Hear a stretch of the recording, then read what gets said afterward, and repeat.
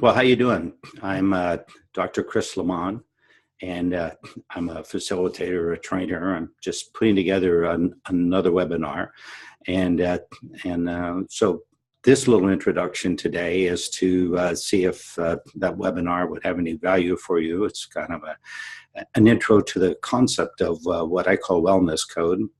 And let me give you a little background on where it came together over a stretch of many, many years.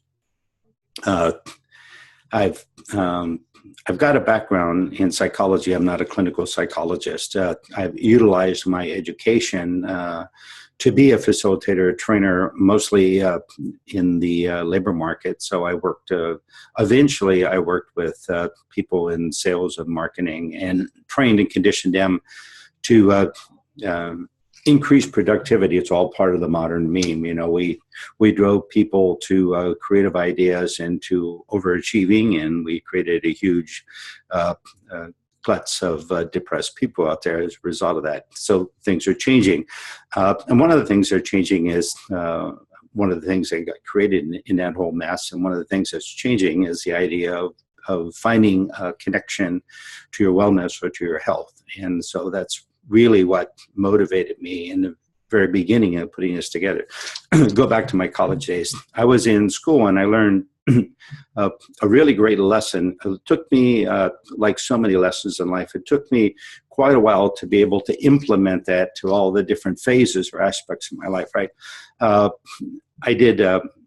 coordinated a talk by a guy named Erich Fromm. I wrote a book, The Art of Loving, probably long gone now. He was a psychiatrist. At the time, he was living in Mexico.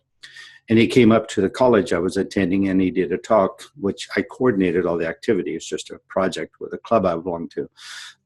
It was great. And I had an opportunity before he did his talk, a little Q&A kind of back room with the coordinators, 4 or 5 of us back there talking to him. So he was kind of answering questions. And I realized today I asked a question and he answered the question. And the question was, we were having a discussion about being a facilitator and what does it take to recognize when you're the student or when you're the teacher? Where does that transition come into play? And that was my question to him. How do I know when I'm no longer the student and I'm now the teacher? Because that was the direction I was looking at. I was looking at moving into, I've always had an interest in instructions and teaching. And so I was in the world of psychology then at the time thinking I would become a college professor or something. You know, it was the vision in my brain. And I looked at him, and when I asked the question, he looked at me, and of course he answered for me. And he said, when you pay more attention to how the teacher is teaching rather than what the teacher is teaching, you've now become a teacher. And I go, wow, that's interesting. And it settled somewhere in there. I'm not too sure where, but it certainly didn't migrate out across the pattern. Now, I had a lot of visions at the time, like all people do, no different today, really. But at that time, my visions was like, how do I fit into this collegiate world? I was away from home. I was hanging out with people. I didn't have a sport or an interest. When I was in college, when I was in high school, I just worked. I had a job. So I went to school and I went to work. I did my homework and I didn't. So I never envisioned myself as a baseball player or football player. I had no interest in that. Even farther back yet, I had no interest growing up because I never watched any of those sports. I never hung out with anybody. I never played any of those sports. So I had no interest in here. All of a sudden, I'm in college and I'm developing interest in a couple of different things. Number one, I wanted to be a guitar player. And number two, I thought it'd be cool to have a sport that I could at least, sit there and have a beer and talk about my day at playing rugby or whatever, right? And I thought golf would be kind of cool, but it takes too long to play golf. It wasn't going to work. I lived in an apartment complex that had a tennis court. I thought, hey, come on, I can learn to play tennis. And then I'd have a sport. That'd be kind of cool. And I'll just buy a guitar and I'll learn to play guitar, and that'd be kind of cool. Well, I took up both of those. for years. I went through guitars. I took classes. I took lessons. I got to where I actually got in a band. They made me a lead guitar player only because I could read music. They couldn't read music, so I would at least get the right notes, and they would just play around me, over me, whatever. And tennis court, I went down, I took tennis lessons, I played on the court, we had a backboard, I was practicing, I read the books, then it wasn't videos, you didn't have YouTube then, but no computers, but most certainly I read all the books, I practiced, I took classes. I had a couple of friends that I knew that we'd go practice together because we both wanted to get good enough to play. I practiced for years, on guitar for years, on tennis for years. And, you know, one day I was sitting there waiting with my whites on in Carmel, and I had my tennis racket. I was waiting for court time, you know, so I was all geared up to get out there and play with a friend of mine who really didn't play. So the truth is that I was going to go teach this friend of mine what little bit I knew, which was kind of scary, even though I had taken classes for years. And a person came over to me and started a conversation. He started asking me questions. And my friend commented later, this lady I was with said, "Why do people always come over and ask you questions, Chris?" And at that point, it caught me and I said, wow, that's kind of funny because I'm here with you because I'm responding to questions you've asked me. So really, I guess the nature in life is that I always show up in response to questions. And then it clicked. It really clicked. At that point, I stood there and thought, I get this. I don't really want a sport. I don't want to play tennis. I have a tennis court and I practice on it. I don't play tennis. If I play tennis, it's someone who's very poor and they're trying to learn. And I'm talking about handholds and the serves and blah, blah, blah. And it's the same thing with guitar. I can read the music. I'm practicing, trying to get it all right. But I never had a radio. I never had a car with a radio in it. I never listened to music. So I'm not sure that I want to be involved in music. I just like the idea of standing up front and playing my guitar. I did some of that, but it was never really good. I played some tennis. I was really never very good. I still got a guitar somewhere around. My wife gets it out and plays it every now and then. She's good.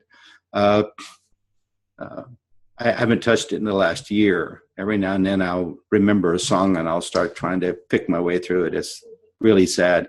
I have a tennis racket.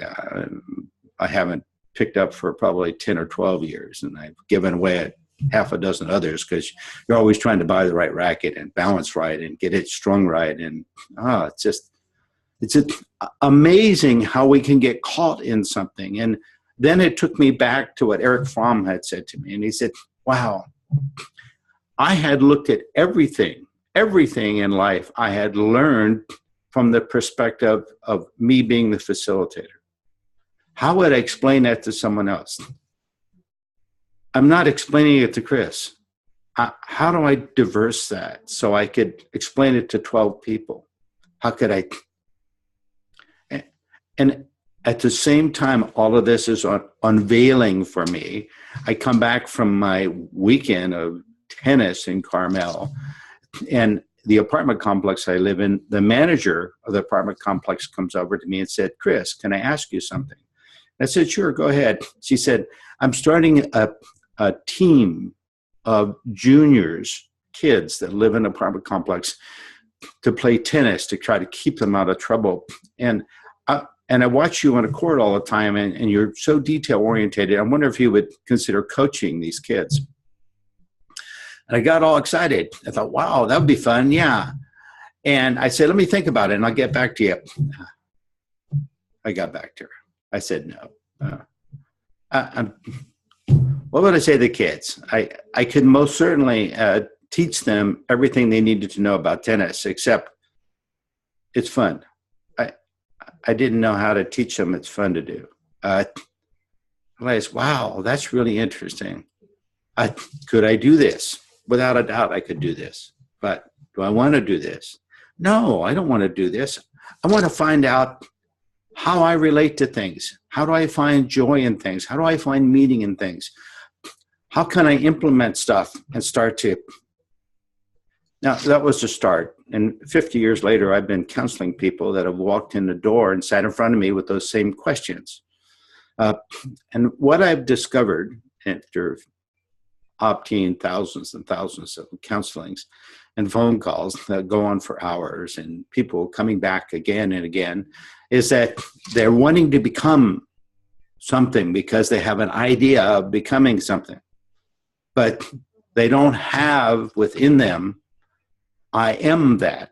But I was never a tennis player. I have a lot of information on tennis. I was never a guitar player. I have a lot of information about it. I can talk about it, but I wasn't ever good at it. So they're trying to become something. They've taken all those classes. They've spent all that time on social media. They've done all the right stuff. They drive the right car. They drive the right clothes. They've got a pierced ear. They've got a tattoo on their forehead. They whatever's fashionable, they've done, right? And they're frustrated with it because they're not it. They're just doing everything within the range of it, but they're not in it. They're not it. Their subconscious pattern is not putting them into it. So I would start to counsel them, and we would start to say, what do you do for fun? What brings joy to your life? We started to delve into the interior of the person and find out really what drives them. Maybe they're a facilitator like me, or maybe they're just an observer. Maybe they like to watch. Maybe they're a collector. Maybe they're just looking at how they're trying to find a way they can become part of and contribute to, because we're social beasts. That's what we are. And we really need that social interaction big time. I would start giving them exercises to amend those patterns so that they could start to integrate the idea of taking whatever they were trying to learn and pulling it into the social package.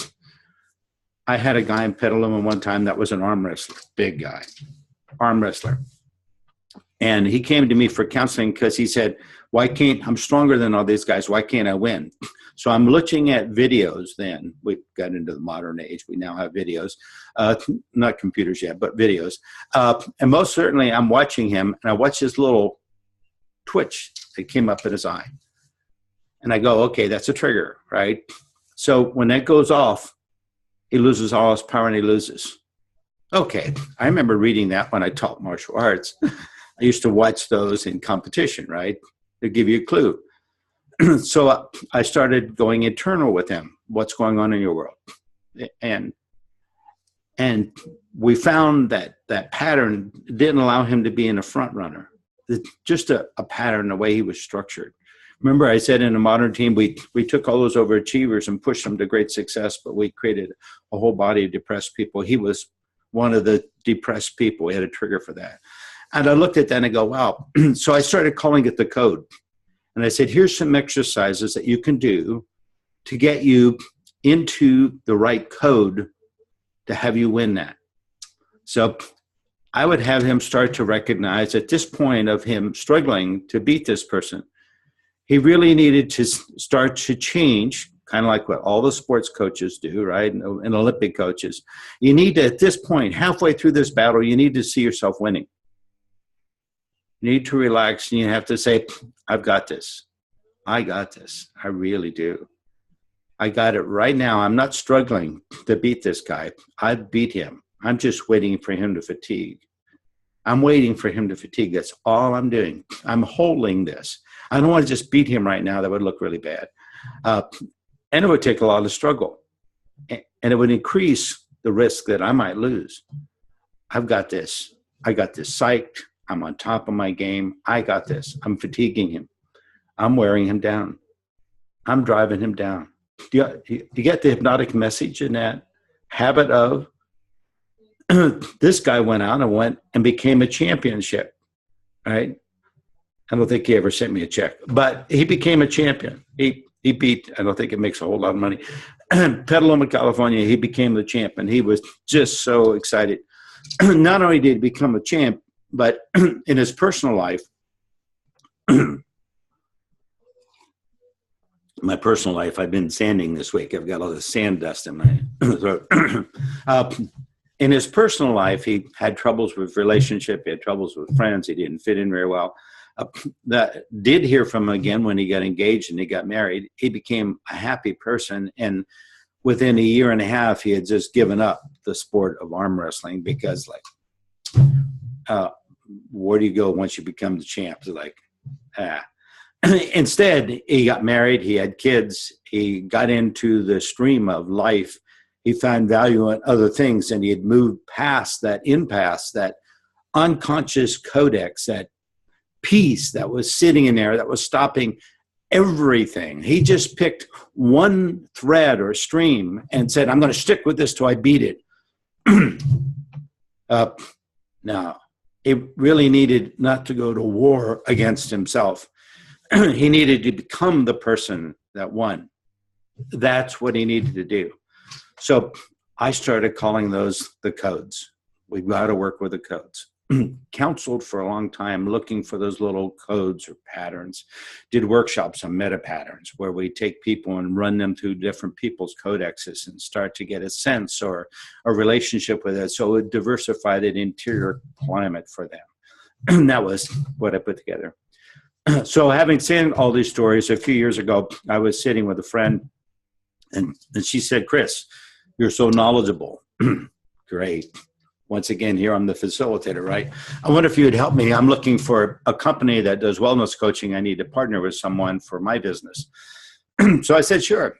So we spent a couple of weeks going through 300 different people that were in the business of instructing, teaching, and providing wellness instructions to a group of people that were otherwise unhealthy and trying to get them healthy, right?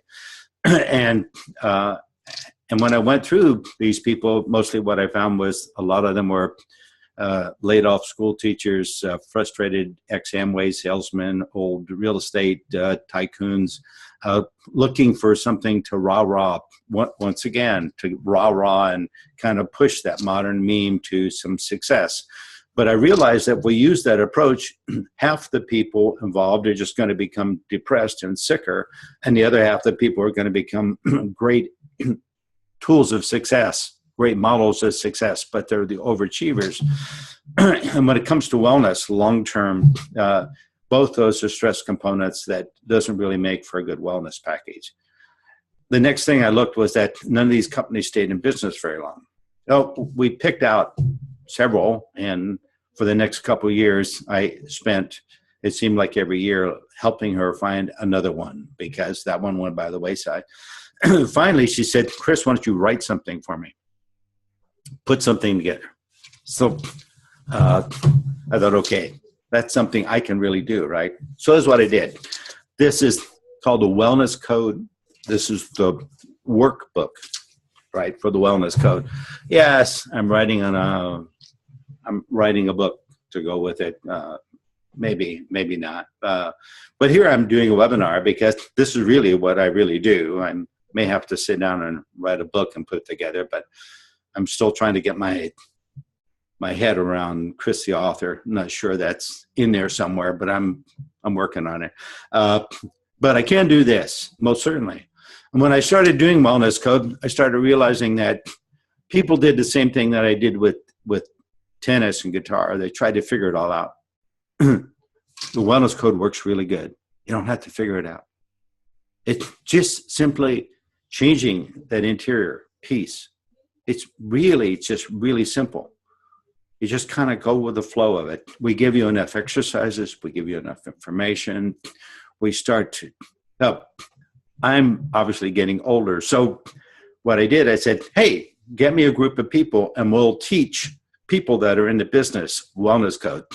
Well, we scheduled that, we put it all together, and none of these key dynamic people that are out there doing this for a living showed up.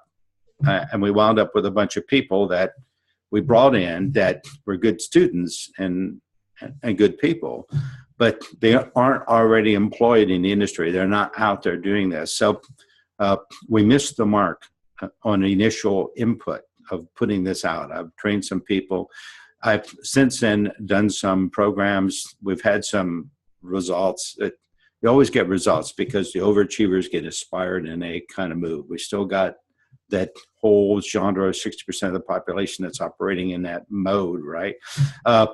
But I'm looking around and saying, let's look at bottom line, top line. Let's see if we can move the whole range of the people that are ill to a higher range of the sickest person now has moved over. The whole package has moved over like that, a curve, right? That's how they grade a teacher, right? You should take these people that know nothing and bring the whole group up.